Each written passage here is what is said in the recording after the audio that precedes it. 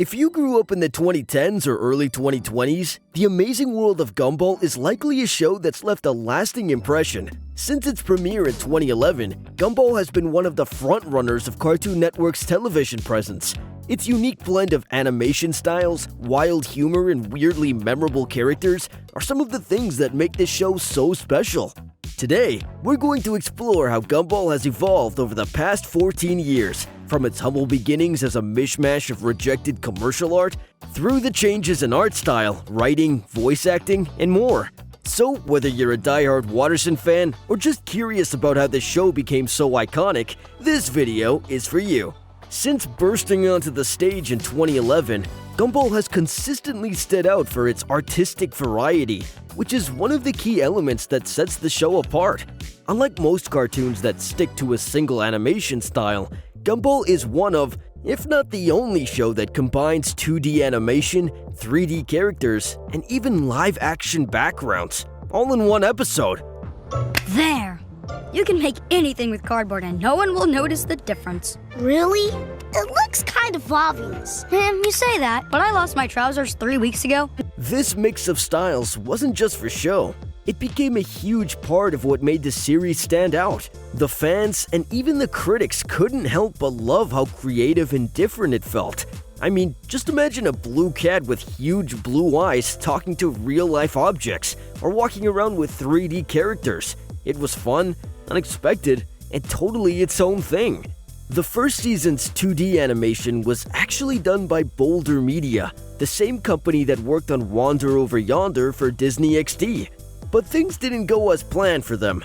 You see, Boulder Media was bought by Hasbro, a proposition assisted by Irish government funding that was too deep into Season 1. Unfortunately, they faced some production issues and ended up losing funding from the Irish government, so they had to step away after Season 1.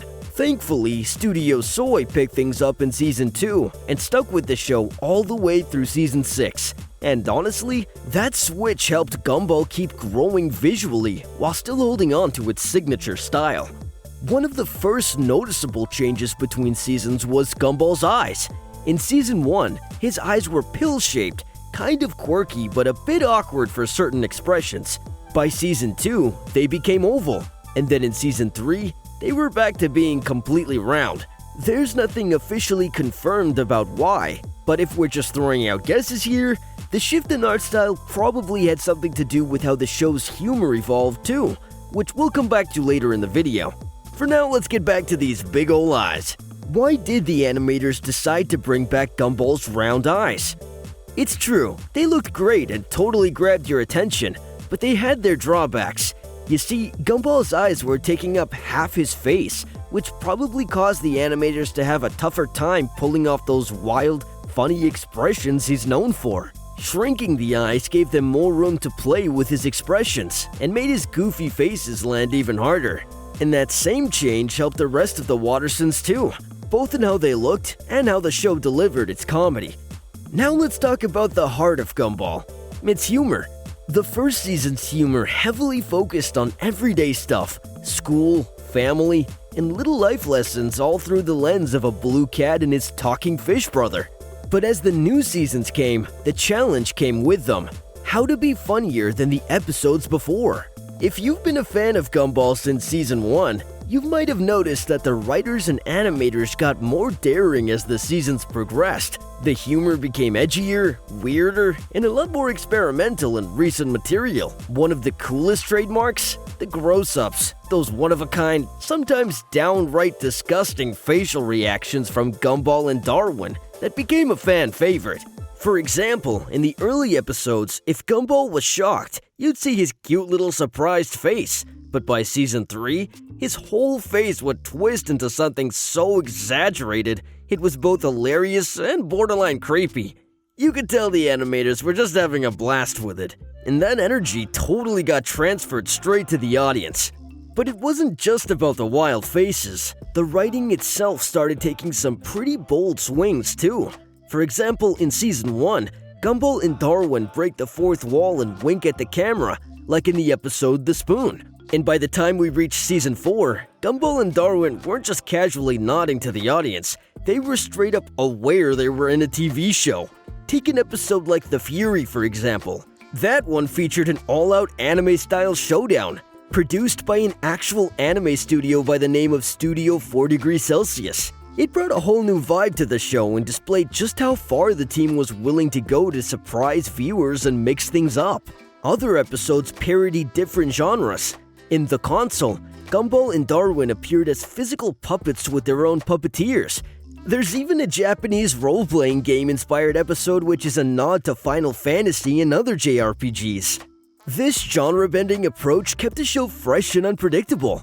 The writing grew along with the audience, the stories got more complex, the jokes sharper, and the references cleverer.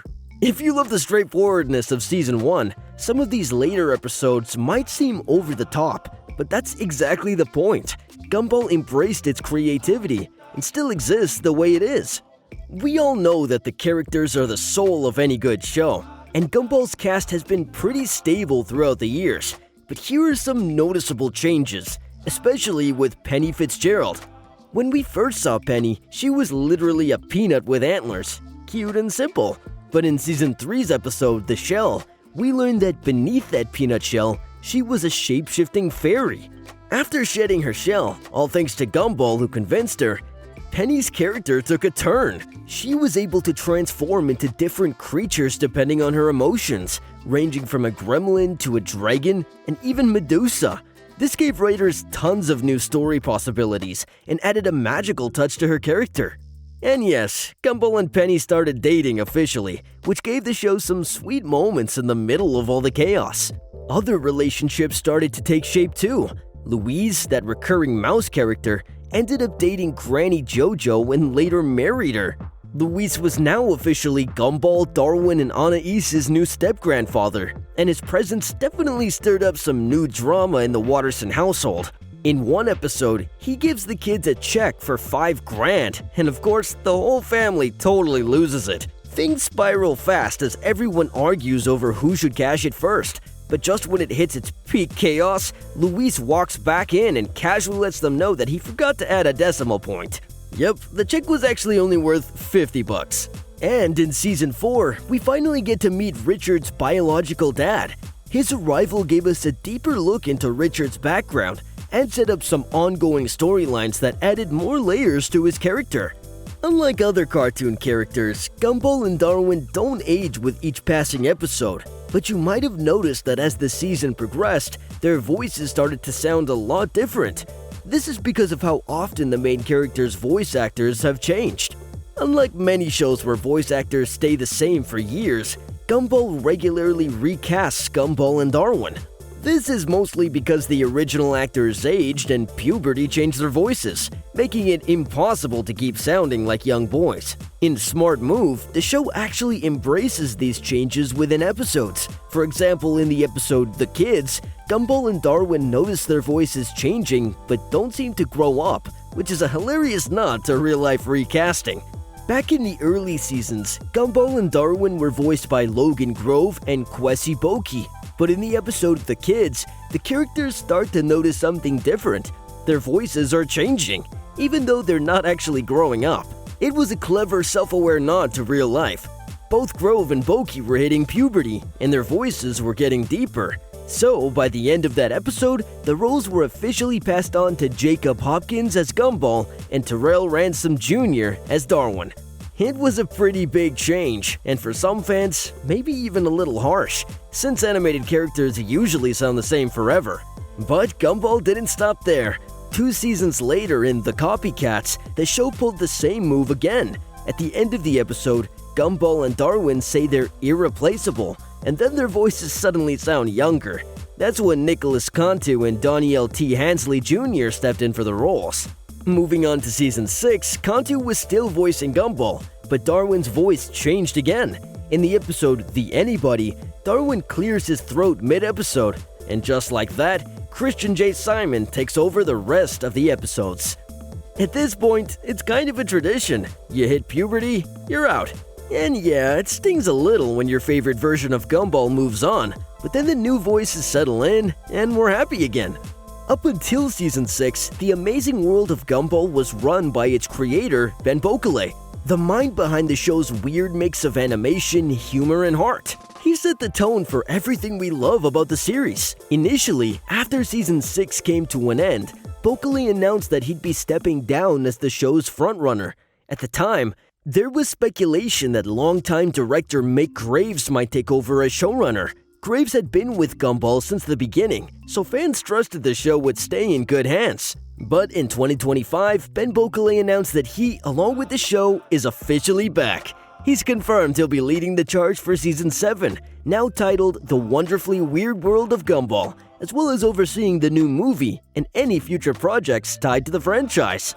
It's no secret that The Amazing World of Gumball has been one of Cartoon Network's most beloved shows. It was even the highest-rated kids show in the US at one point. Critics have praised the show for its creativity and humor. Rotten Tomatoes gave Season 1 a solid 81% positive rating, and even by Season 6, it held a strong 79%. Fans appreciate the mix of art styles, clever writing, and the ability to appeal to both kids and adults. That's something rare in animated shows. Yes, like many long-running series, Gumball's viewership numbers have dropped a bit over time, but it still has a loyal, passionate fan base. The show's influence can be seen in how other cartoons approach blending different animation techniques and storytelling styles. So, what does that mean for the show's future? Will the tone evolve? Will the animation style shift again? That's still under wraps for now. The Amazing World of Gumball has gone through many changes since it started in 2011, from its art style, evolving humor, and character development to voice actor changes. But the show still continues to entertain its audience with fresh and creative storytelling. It still has a special place in everyone's heart from day one. And that's it for the video. If you stayed till the end, like this video, subscribe to our channel, and click the bell icon so you never miss out on any of our future updates.